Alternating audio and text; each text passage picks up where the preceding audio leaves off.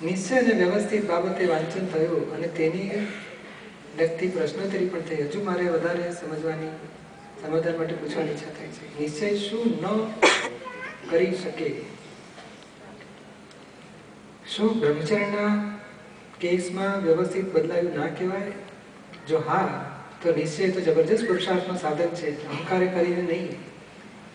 તો આ સૌ મહાત્માઓને નિરાલંબ દક્ષાના પંથે પ્રગતિ કરવા કેવા પ્રકારના નિશ્ચયો કરીએ, કેવા કરીએ જેથી તેનું પરિણામ એકાવતારી આવે.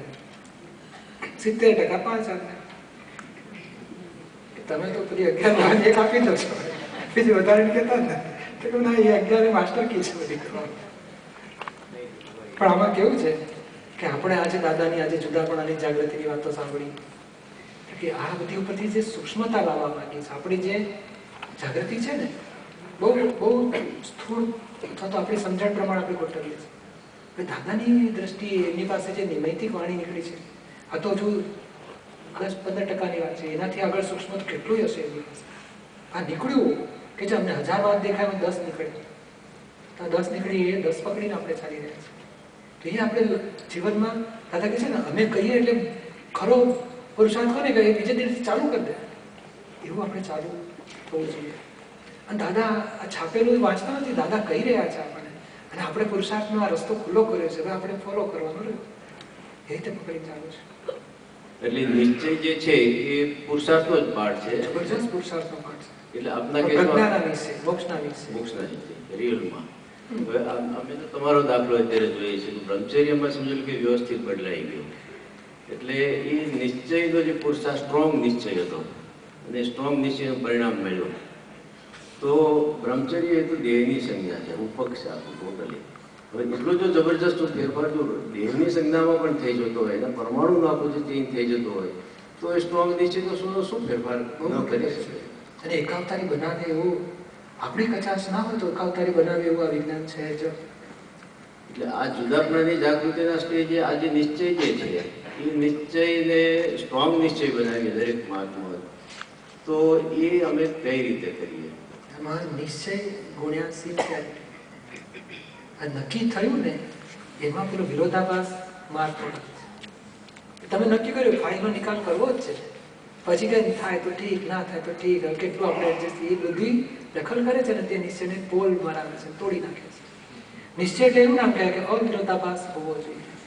બીજા શબ્દોમાં નિશ્ચય અને એને સિન્સિયરિટી, એને ફોલો કરવાની સિન્સિયરિટી હોવી જોઈએ.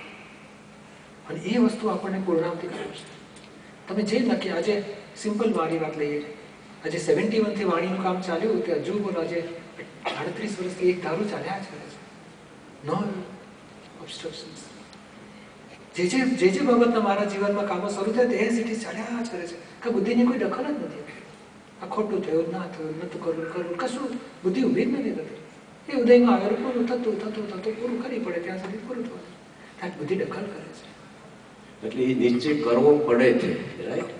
એ પ્રજ્ઞાના નિશ્ચય. પ્રજ્ઞાના નિશ્ચય. 5 આજ્ઞામાં જ રહેવું છે, નિર્દોષ જ જવું છે, પ્રત્યક્ષ સત્સંગમાં જુદું રાખવું છે. પ્રત્યક્ષ સત્સંગ એ રિલેટિવ નિશ્ચય છે, રિલેટિવ રિયલ તરફનો, બરોબર છે. પ્રત્યક્ષ સત્સંગમાં પછી કરવું શું? તમારે જેમ અહીંથી આપણે પાર્ટી પર બેઠા છે તો મુંબઈના ઘરનું વર્ણન આપણને કહી રહ્યા છે, આપણા ઘરનું વર્ણન. તો આપણે હજુ ફ્લાઇટ પકડી નથી, પણ અહીંથી એટલે ન્યુયોર્ક જઈશું, ત્યાંથી લંડન ઉતરીશું, ત્યાંથી બીજી ફ્લાઇટમાં બોમ્બે પહોંચીશું, બોમ્બેથી ઘરે જઈશું. તો આપણને રૂટ આખો મળી જાય છે. આપણે બેઠા છીએ શંકરલાલના મંગળદાસનો પદમાં હતા, ત્યાંથી આત્મારૂપ થવું, તે હજુ મૂળ આત્મા સુધી પહોંચવું. ત્યાંથી આપણે પ્રતિથી બેઠી કે હું આ નથી, હું આ છું. પણ ત્યાંથી થોડી જાગૃતિ કે આ બધું થાય છે શંકરલાલનું, મારું નહીં. જેટલું તમે જાગૃતિ ગોઠવો છો કે આ નોય મારું શંકરલાલ, એટલું તમે એક ડગલું પાછા કરો છો. અને એ જ પુરુષાર્થ આત્મા સુધી પહોંચાડવા માટેનો છે. એટલે દરેક જે બની રહ્યું એને કે આ હું નોય, તે હું છું, શુદ્ધાત્મા છું. એટલે એક સ્ટેપ તમે પાછા કરો, એક ડગલું પાછા ફરતા. હવે તમે 20 માઇલ છો કે 200 માઇલ છો કે 500 માઇલ છો, પણ હવે તમારો પાછા ફરવાનો પુરુષાર્થ સમજો. અને એટલે કે ડિસ્ચાર્જ તપ વગર ડિસ્ચાર્જ ગણાતું જ નથી. તન્મયાકાર નહીં થાવ તો જ તમે જુદા રહ્યા, તો જ તમારો ડિસ્ચાર્જ ગણાશે, તો જ તમે આત્મા પક્ષમાં આવશો. એટલે આ બધી વસ્તુ નિશ્ચય અહીંયા લાગુ પડે કે મારા દાદાએ કહ્યું તપ હોવું જ જોઈએ, તપ ના તપ થતું નથી, કંટાળો આવે છે, પછી મારે ભૂલી જવાય તો કે ના એ ના ચાલે. તપ એટલે શંકરલાલને ગમે તે થયું, તમે એના આત્મા પક્ષો જ હોવો જોઈએ તમારે. અને તમે સામાન્ય ગુનેગાર જુઓ, તમે આત્મા પક્ષ તૂટી ગયો તમારો.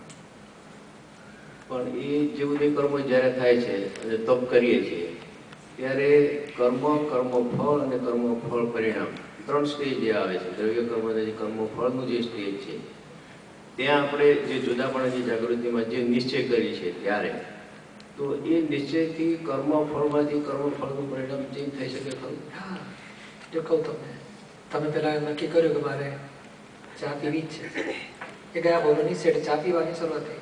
હવે એના ધારો કે 5000 પડ હોય, તમે નક્કી શું કર્યું? ચા પીવી જ નથી, સિગરેટ પીવી ખોટી છે, ચા પીવી ખોટું છે. ચાની છોડી દો ને, ચા ગરીબ વસ્તુ છોડવાની વાત કરીશ તો થઈ ગઈ. સિગરેટ પીવી ખોટી છે, તે નિશ્ચય અવિરોધાભાસ હોવો જોઈએ. અવિરોધાભાસ એટલે શું? એટલે આ ખોટું તો છે, બધા વાતો કરે, આમ ખોટું જ કહેવાય. પીએ ને ત્યારે મજા આવી જાય, પછી કે ઠીક હવે આપણે ભાઈ છોડાયું છે નહીં, આપણી કેપેસિટી નહીં, આપણે તો પીશું, બરોબર છે. એ ના હોવું જોઈએ, અને ગમે ત્યારે છોડવું તો છે. અવિરોધાભાસ હોવો છે. પછી જે કઈ રીતે નુકસાન કરે છે એની વિગત આપણી પાસે હોવી જોઈએ. આ 4 સ્ટેપ નેસેસિટી છે. દરેક દોષને ખલાસ કરવા માટે આ 4 સ્ટેપ લાવવા જ પડશે. ઘણી દર્શન, તપ, જ્ઞાન અને એના જેવું છે.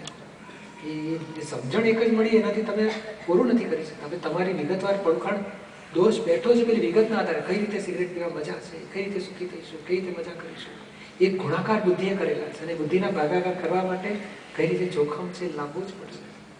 તો એટલે બુદ્ધિના ભાગાકાર થાય છે, અહંકાર નિશ્ચય કરે, પછી બુદ્ધિને ભાગવી તો પડશે. અને હજુ એક ભાગાતા પેલું તપ પ્રતિક્રમણ કરવું પડે છે, અને ઉપરાણું ન લેવું. ક્યારે પ્રોટેક્શન કરી નાખે બુદ્ધિ, ભરોસો નથી. એટલે તપ કરવું પડે છે કે ના ઉપરાણા લેવા નથી. કોઈ ભૂલ કાઢે આપણી બધાની વચ્ચે પકડાવ તમે શંકરલાલ મારી નબળાઈ છે, મારી ભૂલ જ કહેવાય, આ ખોટું છે, એવું તમે સ્વીકારો એટલે પક્ષ નથી. અને એ બહુ મોટું અહંકાર ગવાઈ જાય છે. મારું કેટલું ખરાબ દેખાય, મારે ખરાબ દેખાડવું નથી. અને એ અહંકાર ખરાબ ન દેખાડવા માટે દોષનું રક્ષણ કરી નાખે છે. અને એ બહુ મોટી કચાશનું ત્યાં તપ છે બધું. દાદા કે 1000 માણસ વચ્ચે અમને કે તમારી આ ભૂલ છે, તો અમે સ્વીકારીએ કે હા મારી નબળી છે, કોઈ મારી નબળી છે, કઈ દે. ક્યારેય રક્ષણ નથી કર્યું. એ મોટું દાદાની શોધખોળ છે કે અમે આ દોષને તોડવાનો ઉપાય આ અમને જડી ગયેલો કે રક્ષણ કરવાથી એક્સટેન્શન 20 વર્ષ થાય છે. એક્ઝેક્ટ 58માં શરૂ થયો એટલે હશે એમનો, 58 થી 78માં ખરી પડ્યું. એટલે 20 વર્ષ અત્યાર સુધી રક્ષણ થઈ ગયું હતું, તો પછી બંધ થયું ત્યારથી એક્ઝેક્ટ 20 વર્ષે પડ્યું. તો આજે એમનું એક્ઝેક્ટ ગણિત છે આપણું કે તમારું રક્ષણ તૂટ્યું એટલું ખરી પડશે, પણ 20 વર્ષ સુધી તપ કેટલું ભારે. કેટલાય લોકો જતા રહેતા હતા, કેટલાય લોકો સત્સંગમાં વિરોધ કરતા હતા, કેટલું તો એ કે ભાઈ પોતે મારા તરફનું નથી, આ ભૂતગલનો હિસાબ છે અને મારી નબળાઈ છે, મેં ભૂલ કરેલી પૂરે દંડ આવ્યો છે, મારી માટે બરોબર છે.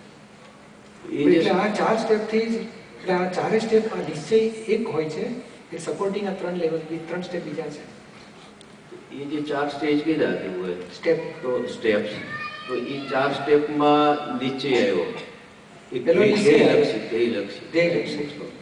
તો એમાં એક કર્મફળ પરિણામ જે ચેન્જ થયું તો વ્યવસ્થિત બદલાયું જ કહેવાય. કર્મફળ પરિણામ આપણે વાત કરતા પેલા 100 પળ હોય તો તમે દરેક વખતે હાજર રહ્યા, મારે આ જોઈતું જ નથી, દરેક વખતે ઘસાતું 100 પૂરા થશે એટલે 101માં આ શરૂ થશે. 1000 પડ હશે તો કદાચ વારે લાગે, અને 10,000 પડે તો કદાચ 10 વર્ષે જતા, પણ 10 વર્ષ સુધી તમે એક જ નિશ્ચય રાખે કે આ ના જોઈએ મારા જીવન. અને એ જે ન જોઈએ એ ભાગાકાર કરી રહ્યા છે. એટલે આ 10 પળ ખલાસ થતા સુધી 10 વખત વર્તન આવશે, અને પછી 11માં આપણો નિશ્ચય પ્રમાણે વર્તન આવશે. સમજાય છે ને? એટલે આ રીતે વ્યવસ્થિત ફેરફાર થઈ જાય છે. એટલે આપણી માટે આ મોટો પુરુષાર્થનો રસ્તો ખુલ્લો થયો. દાદા કહે છે ને અમે એ જગ્યા સુધી કાઢી હતી કે ક્યાં કોઝિસ ફેરફાર થઈ શકે. અને એ બોલો એમનો જગત કલ્યાણનો ધ્યેયનો નિશ્ચય કેટલા અવતારથી પકડી રાખ્યો. કેટલી બધી ચડતી પડતી આમ મોજા આવે તો ઉછાળી પછાડે કે મારે કિનારે પહોંચવું છે, છોડ્યું નતું એમણે. એવું આપણે આ કલ્યાણ કરવું છે, તીર્થંકર થવું નથી, તીર્થંકર જેવું કામ કરીને રહેવું છે. લોકોને આખી દુનિયાને હું જુદી સ્થિતિમાં લાવીને રહીશ એવી ભાવના કરી લેવું.